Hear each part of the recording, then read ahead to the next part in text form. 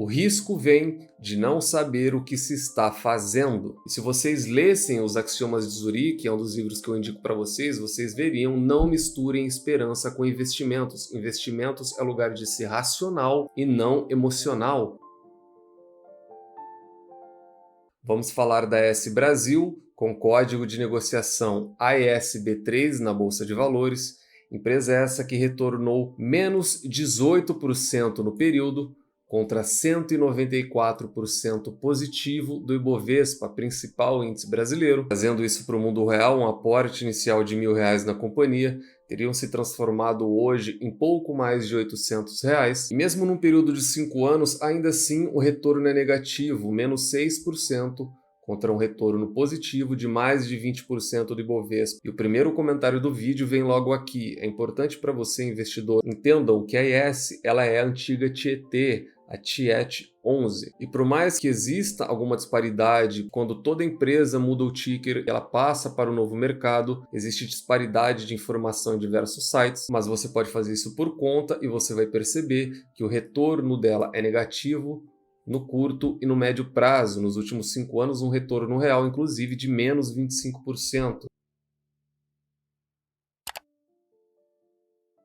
Sempre lembrando que na parte de baixo de todos os vídeos eu deixo uma lista de indicação de livros que você, investidor, tem que obrigatoriamente estar lendo antes de investir em alguma ação, antes de investir no mercado de capitais. Primeiro, os destaques. O lucro subiu 21%, atingindo 102 milhões no terceiro trimestre para a companhia. Só que olhar um pouco mais a fundo, o lucro de fato não é o mais importante. Aqui embaixo, o EBITDA saltou 51% no período e a margem EBITDA avançou mais de 11%. O crescimento de mais de 50% do EBITDA é um excelente crescimento anual da companhia. Abre aspas para o comentário aqui. Em 9 meses, já estamos com o EBITDA de 1,2 bilhão e já é o que nós reportamos em 12 meses do ano passado. É o vice-presidente de Finanças e Relação com Investidores, José Ricardo Simão. Então a atenção do próprio VP financeiro é para o EBITDA, que até agora cortado no terceiro TRI já superou o EBITDA total da companhia ao longo do ano passado. Informações do RI, sempre acessem o RI das suas investidas, é o melhor lugar para você ter informações oficiais da companhia. Primeiramente, destaques. Observem no que eu vou falar para vocês. Crescimento é o que vocês mais vão ver. Portanto, temos Cajuína 1 em operação total, finalizado e retornando à empresa, e Cajuína 2, 84% concluído. Então, dos 3 projetos, Cajuína 1 e Cajuína 2, extremamente avançados. Cajuína 1, 100% em operação. Cajuína 2, 84% concluído, entrando assim na fase final. Também temos Tucano, terceiro de todos eles, 99% concluído e já operacional também. Portanto, crescimento no primeiro slide e no segundo, terceiro e quarto slides, você vê projetos, projetos e projetos. Prestem atenção em crescimento. Mais um aqui. Inovação é o caminho para acelerar o futuro da energia. Atentem-se. Crescimento significativo com potencial. Então você pode observar agora os projetos e o crescimento da empresa. Vamos entrar um pouco em resultado operacional em números. 37% na margem líquida da companhia. É um crescimento robusto no year over year, sempre observem ano sobre ano, impulsionado pelo eólico. Então vamos ver aqui 588 milhões contra 427 milhões do ano passado. Hídrica cresceu, solar e outros estável. O crescimento realmente foi puxado pela parte eólica. Eólica também é muito nova no Brasil, eólica também está em crescimento, então mais uma parte de crescimento de AESB3. E tudo isso se traduz em quê? Nós tivemos um EBITDA consolidado 51% acima. Esse para mim é o destaque positivo do balanço da companhia. Um EBITDA acima de 50% no year over year é muito bom, é muito expressivo, muito mais expressivo mesmo do que o lucro, que cresceu 21%, 124% contra 103%. Geralmente eu finalizo na parte de EBITDA e lucro líquido, porém eu tinha que deixar o calcanhar de Aquiles da AES Brasil por último. A estrutura que reflete o ciclo de crescimento. Empresas com crescimento invariavelmente têm dívida e esse é o calcanhar de Aquiles. É importantíssimo que você, investidor ou futuro sócio, tenham ciência disso. A companhia está com uma alavancagem hoje de 5,61. Estamos falando de relação dívida-EBITDA. Por que isso é grave? E eu vou trazer também na análise fundamentalista, mas eu vou trazer a análise EBIT. Aqui temos EBITDA e lá temos EBIT. EBIT é o mais próximo do resultado operacional da companhia, e lá é mais grave ainda. Eu sempre digo para vocês, empresas sem dívidas não falem, e dívida é critério para mim em seleção de ações, só que não adianta eu ficar falando isso, vai se tornar redundante, a maioria de vocês só vai entender isso em um período de crise, de recessão, e é aí que a dívida das companhias aparecem, e é aí que as empresas falem, estou dizendo que vou falir. Não, eu não sei prever o futuro, ninguém sabe. O que eu estou dizendo para vocês é: empresas alavancadas são as primeiras a falirem em períodos de crise, afinal de contas, dívida é o que fecha empresas. Em um consenso de mercado de no máximo 4 para ser saudável ou sustentável, 5,60 é muito alavancado, e eu vou trazer mais disso agora na análise fundamentalista. Para finalizar, a empresa respondeu de maneira neutra, e ela sendo coberta por 10 casas ou 10 analistas, ela tem apenas uma recomendação de compra, 5 recomendações neutras e 4 recomendação de venda. Análise fundamentalista, sempre seguindo a tese de Peter Lynch, lucros, lucros e mais lucros. O que o investidor faz é abrir o histórico da companhia, a DRE é dela, e nesse caso, como ela passou para o novo ticker de 2021 para cá, nós temos muito pouco histórico, porém, se você quiser, aprofunde, encontre dados da ESTT, TIET11, o que a gente já pode ver do ano passado para cá. É receita crescente, porém lucro em queda. Um ROI com histórico de 3 anos baixíssimo, uma média de 2%, isso denota margens muito apertadas, consequentemente retorno muito baixo. Então nós já temos lucro em queda e margens baixíssimas. Dividend Yield, um histórico de apenas 1,6, período de 3 anos. Esse daqui talvez já seja o terceiro ou quarto calcanhar de Aquiles da companhia, baixa margem, lucro em queda. Dívida altíssima e não paga dividendos. De acordo com Ben Graham e Luiz Barsi, eles gostam de empresas que remuneram, tese essa deles. Isso denota que a empresa dá atenção ao acionista minoritário, o que não é o caso da SB3. Você pode ver crescimento, crescimento, crescimento, crescimento, porém remuneração ao acionista nenhuma. Por isso, daquele retorno negativo acima de 2 dígitos nos últimos 5 anos, a realidade é que quem está posicionado em AS Brasil não só perdeu o dinheiro investido, como o custo de oportunidade também foi embora, você ficou travado. PL, preço sobre lucro, tese essa de Robert Shiller. Veja, ela tem uma média histórica de 32, sendo que o atual é pior ainda, um preço sobre lucro de 42. 42 vezes o lucro da companhia. Empresas de tecnologia têm dificuldade de atingir patamares tão irracionais assim. E dívida líquida versus EBIT, tese essa de Peter Lynch, ela tem uma média de 8 mil, muito contaminada por esse período de 24 mil vezes. Porém, o atual, aqui eu utilizei o EBIT, porque o site não me deu o EBITDA da companhia, ele está zerado aqui. Porém, o EBIT, ele não é uma métrica tão ruim, porque o EBIT é o mais aproximado da saúde realmente operacional da companhia, é a melhor métrica da eficiência operacional de resultado operacional da companhia. Mas a gente já vai falar do EBITDA ou do EBITDA quando eu voltar nos slides da empresa. Então nós temos uma relação de quase 10. Já que ele não me dá o EBITDA, eu tive um EBITDA apenas na demonstração financeira contábil da companhia, o que você pode enxergar aqui embaixo, de outro modo, é que ela tem 11,6, 12 bilhões, vamos arredondar para cima, 12 bilhões de dívida é o que ela tem, é uma dívida robusta. Porém, o que ela tem de disponibilidade, o que ela dispõe para pagar essas dívidas? 3,2 bilhões de reais. Ou seja, ela tem uma dívida líquida de mais de 8 bilhões. A empresa tem uma relação de dívida EBITDA muito maior,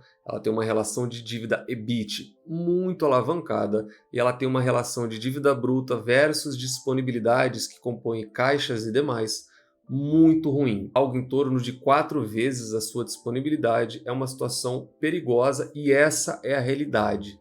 Não adianta tapar o sol com a peneira. A realidade da ES Brasil é uma dívida muito alta. É algo muito perigoso realmente. Preço teto, tese essa de Luiz Barsi Filho, eu não vou trazer. Por quê? Eu não trago em diversas empresas, eu não trago em cíclicas e eu não vou trazer preço teto, porque preço teto se baseia em dividendos. Ela é uma empresa inconstante, ela é uma empresa que vive de uma utopia futura e não paga e não remunera os acionistas. Eu não vou fazer um cálculo ou uma métrica que eu não utilizo para poder iludir vocês e levar vocês a algum possível erro. Agora, preço justo, tese essa de Benjamin Graham, a fórmula está aqui, pausem o vídeo se quiserem ver. O investidor pega 22,5, multiplica pelo earnings per share, que é lucro por ação, 0,24, multiplica novamente pelo business value per share, que é o VPA, 7,32, elevamos a raiz quadrada, chegamos ao valor de 6,28.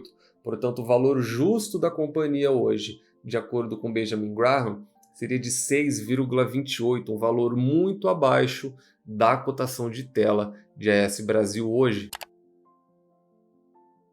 Chegamos então ao gerenciamento de risco, extremamente importante para você investidor. Gerenciamento de risco esse pessoal, individual e intransferível. Portanto, falamos da AES Brasil, com código AESB3, é uma empresa do setor de utilities, essa daqui é uma elétrica, e ela obtém para mim nota 3. E aqui onde eu queria chegar, aqui é o primeiro comentário. No começo de 2022, de 2 para 3, portanto, ela era para mim especulativo, notas 1 e 2, eu considero junks especulativos.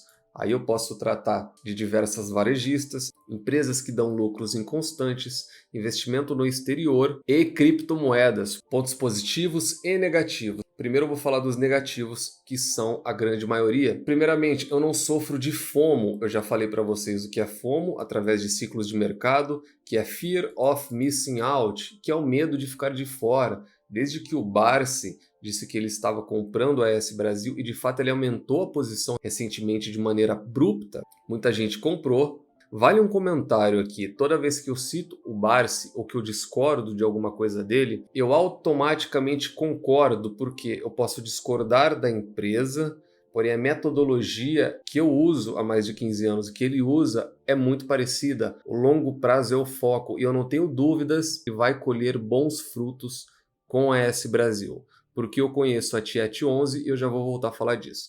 Mas então quando ela veio para aquele auge, eu já tinha a minha avaliação dela. Ela já era uma empresa junk, ela já era nota 2, de caráter especulativo. Por que caráter especulativo? Na DRE, o lucro já cai e tem pouco histórico. Se você abre trimestral, é idem. O lucro ou cai ou lateraliza. É uma empresa de margens tão comprimidas que ela se parece até com varejistas. Um retorno de apenas 2% sobre capital é pífio. A grande maioria das pessoas seguem o Barsi pela excelente estratégia de dividendos que ele tem, e ele de fato é um dos melhores, é o melhor do país, está entre os melhores do mundo para isso, ele é um dos melhores nisso, só que seguem de maneira tão cega e iludida que compram a empresa e não a metodologia, sempre sigam metodologia e não sigam carteira. Ela é uma empresa que sequer paga dividendos e as pessoas compram. Tem muita gente que já comentou no meu primeiro vídeo dela que comprou a empresa e por que o dividendo não cai na conta. Isso é o maior absurdo, gente. A empresa não paga dividendos, ela tem uma média histórica de 1%, um preço sobre lucro tão alto, tão puxado, que parece que você está negociando empresas como Apple. E a dívida então nem se fala. Esse ponto é realmente onde eu torço o nariz para a companhia, uma relação dívida-EBIT de 10.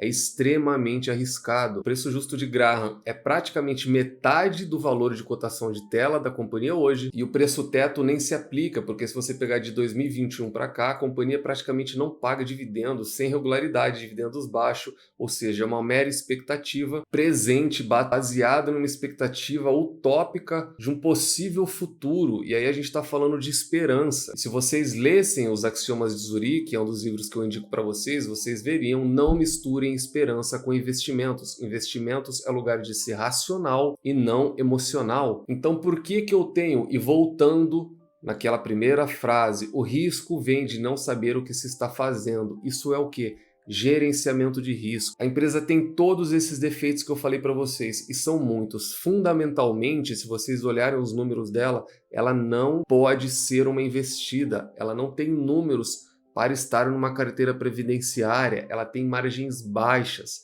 ela tem um PL de 40. Fundamentalmente, ela não pode ser uma investida. Quando a gente fala de grandes investidores, a pirâmide é análise fundamentalista, gerenciamento de risco e longo prazo. Na análise fundamentalista dela é um X. No gerenciamento de risco, esse compete a mim. O que eu faço? Estabeleço uma nota mínima, eu não preciso me expor de maneira total à companhia. Isso é gerenciamento de risco, eu estou explicando um pouquinho mais a fundo.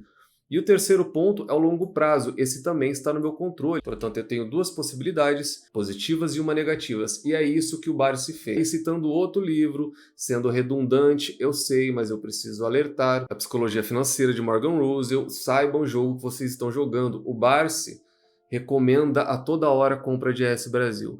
Porém, ele tem o gerenciamento de risco dele, ele tem um percentual controlado da carteira dele exposto à companhia. Ele não compra 100% de tudo que ele tem a SB3. Se vocês quiserem seguir a metodologia, que é essa, façam, mas não sigam as empresas. Não deem um full buy, pelo amor de Deus, do dinheiro que vocês trabalham, do dia 1º ao dia 30, em uma empresa sem base fundamental numérica. Portanto, se ele está certo ou errado, e eu acredito que ele está certo por conta da metodologia, só o futuro vai dizer. O que está na minha mão é meu gerenciamento de risco, e quando eu olho para os fundamentos da empresa, ela é, no máximo, apenas uma boa companhia. Posição final, por que eu a tenho? Porque eu já tenho desde a época da Tiet 11, eu sou daqui de São Paulo, a STT é uma empresa muito antiga, eu já conheço, já fui cliente, e se eu for por fator de nicho, que Peter Lynch diria, ela não é um nicho, ela tem certa competição, porém pouca, só que a grande realidade ela é necessária, ela não pode deixar de existir. Se ela desligar a chavinha, milhões de pessoas vão ficar sem energia. Então eu ainda acredito na existência dela para o médio e para o longo prazo. E esse é o motivo da minha exposição em AS Brasil. Então vocês se lembram que eu trouxe para vocês? Crescimento, projeto, projeto e projeto. Vocês estão vendo que a AS Brasil, a expectativa dela é futura. E agora trazendo de novo um livro dos Axiomas de Zurique. Dentro dos Axiomas de Zurique eles dizem: todo investimento é uma aposta. Muita gente acha que o Value Invest a longo prazo anula isso, não anula, e o Warren Buffett sempre disse isso. Todo investimento em uma ação é uma aposta. O que você faz é seu gerenciamento de risco para tentar mitigar esse risco de possível perda. Então, se vocês conseguirem assimilarem, comprem esses livros que eu trago para vocês, entenderem que qualquer ação é uma aposta, Itaú é uma aposta, Banco do Brasil é uma aposta e a AS Brasil é uma aposta. Porque existem apostas mais arriscadas uma do que as outras. Façam gerenciamento de risco e tudo isso vai se resolver no longo prazo. Caso você, depois de tudo isso, resolva se tornar sócio, tenha ciência de que ela traz uma remuneração e um retorno negativo num passado recente e que ela sequer paga dividendos. Controle os seus riscos. Portanto, hoje falamos da AS Brasil e do seu retorno histórico, bem como dos seus fundamentos e seu resultado trimestral. Nunca se esqueçam das 3 chaves do sucesso que eu trago para vocês. Encontrem excelentes empresas a preços atrativos, com uma excelente gestão e nunca mais as vendam. Tranque-as às 7 chaves. Ainda é a melhor maneira de você, investidor pequeno e individual, ter sucesso no mercado de capitais. Nos vemos no próximo vídeo e até lá.